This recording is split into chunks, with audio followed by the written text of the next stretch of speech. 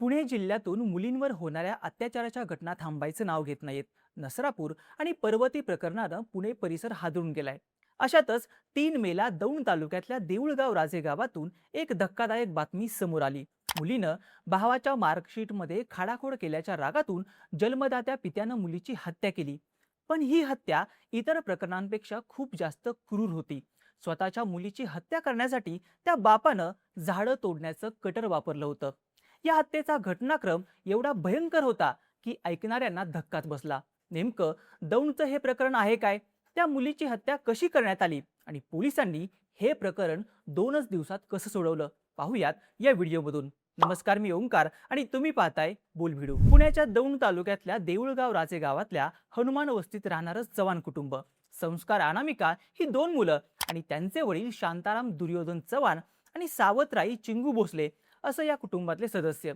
झोपडी वजा घरात राहणारं हे कुटुंब तसं विस्थापित होतं. पण संस्कार आणि अनामिका हे दोघंही अभ्यासात हुशार होते.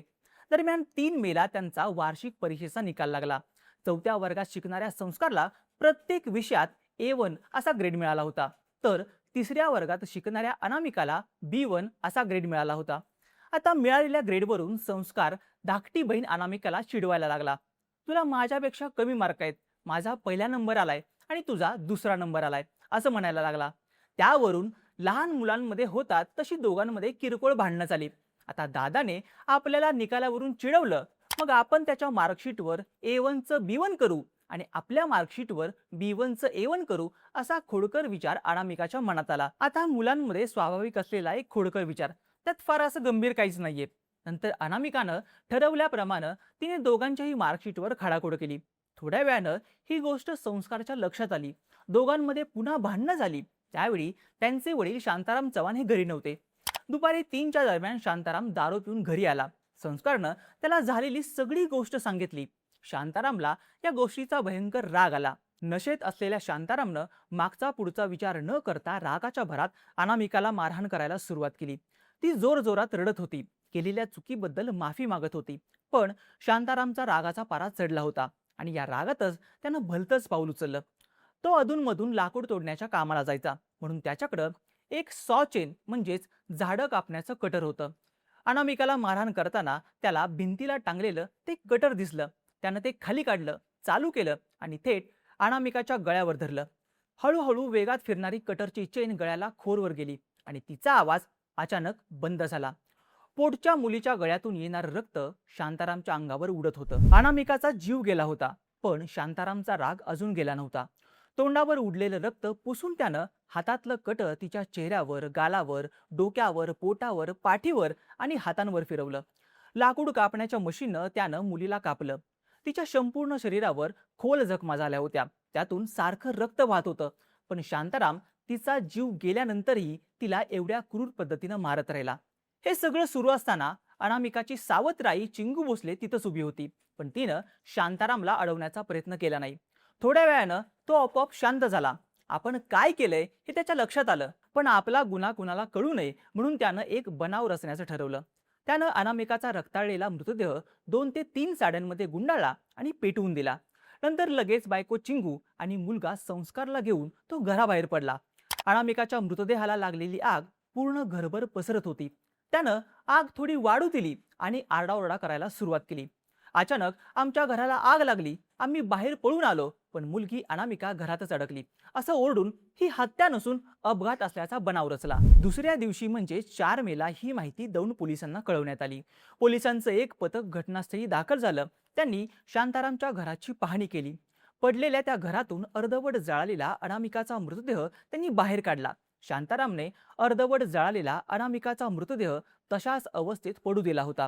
मृतदेहावर सगळीकडे मोठ्या शस्त्रानं केलेल्या जखमा दिसून येत होत्या. अनामिकाचा मृतदेह पोस्टमॉर्टमसाठी आणि DNA चाचणीसाठी पुण्याच्या ससून रुग्णालयात पाठवण्यात आला. पोलिसांनी शांतारामला घडलेल्या प्रकाराबद्दल विचारपूस केली. घराला आग लागली, आम्ही बाहेर पडण्यात यशस्वी झालो, पण अनामिकाला बाहेर येता आलं नाहीये आणि आतच राहिल्यानं तिचा मृत्यू झाला, असं शांतारामनं पोलिसांना सांगितलं. पण पोलिसांना त्याच्या बोलण्यावर संशय येत होता. तसंच परिसरातल्या लोकांकडे विचारपूस केल्यावर तो संशय आणखीनच बळावला. त्याच आधारे 4 तारखेला संध्याकाळी पोलिसांनी शांताराम आणि त्याची दुसरी बायको चिंगू भोसले हिला अटक केली. पोलीस स्टेशनला नेल्यानंतर कसून चौकशी केल्यावर शांतारामनं त्याच्या गुन्ह्याची कबुली दिल्याचं पोलिसांकडून सांगण्यात आलं. मुलाच्या मार्कलिस्टवर खाडाखोड केल्याचा राग आला आणि त्यातच मी मुलीची हत्या केल्याचं त्यानं सांगितलं. दौंड पोलिसांनी शांताराम दुर्योधन चव्हाणवर बीएनएसच्या कलम 103.1, 138.3.5 आणि त्याची बायको चिंगू सिंदबाद भोसले हिच्यावर प्रत्यक्षदर्शी असताना घटनेची माहिती पोलिसांपासून लपवण्याच्या प्रकरणातून गुन्हा दाखल करण्यात आलाय. दरम्यान ही बातमी समोर आल्यावर एक बाप आपल्या मुलीसोबत एवढं भीषण कृत्य करू शकतो यावर दौंड परिसरातल्या लोकांचा विश्वास बसत नव्हता. या सगळ्यात शांताराम बद्दल काही धक्कादायक माहिती समोर आली आहे. काही वर्षांपूर्वी त्याचं लग्न निकिता नावाच्या महिलेसोबत झालं होतं, ज्यातून संस्कार आणि अनामिका ही 2 मुलं झाली होती. पण नंतर शांतारामने अजून 2 महिलांसोबत लग्न केलं. 2 नंबरची त्याला सोडून गेली आणि 3 नंबरची चिंगू त्याच्यासोबतच राहायची. त्याला दारूचाही नाद होता. तो पिऊन कुठेही पडायचा. त्यामुळं शांतारामच्या घरात नेहमीच वाद होत होते. एक दिवस याच वादाला कंटाळून निकिता आपल्या माहेरी बारामतीला निघून गेली. पण शांतारामने निकिताला जाताना संस्कार आणि अनामिकाला सोबत नेऊ नये असं सांगितलं. आता पोलिसांनी दिलेल्या माहितीनुसार हे प्रकरण मार्कशीटमध्ये केलेल्या खडाखोडीमुळे झाल्याचं बोललं जात असलं तरी एवढ्या छोट्या गोष्टीवरून एक बाप पोटच्या मुलीला एवढ्या क्रूर पद्धतीनं संपू शकत नाही. तर या हत्येमागं दुसरंच काहीतरी कारण असल्याच्या चर्चा सध्या दौंड परिसरात होत आहेत. पोलिसांकडून अजून तपास सुरू आहे, ज्यात काही नवीन माहिती समोर येईल असं बोललं जात आहे. आता दारूच्या नशेत क्षणिक रागामुळे बापानं केलेल्या या क्रूर हत्येबद्दल महाराष्ट्रामधून निंदा व्यक्त केली जाते. दरम्यान तुम्हाला या प्रकरणाबद्दल नेमकं काय वाटतं? या हत्येमागचं कारण ही मार्कशीटमध्ये केलेली खाडाखोड आहे की दुसरं काही? तुमचं मत आणि प्रतिक्रिया आम्हाला कमेंट करून नक्की सांगा.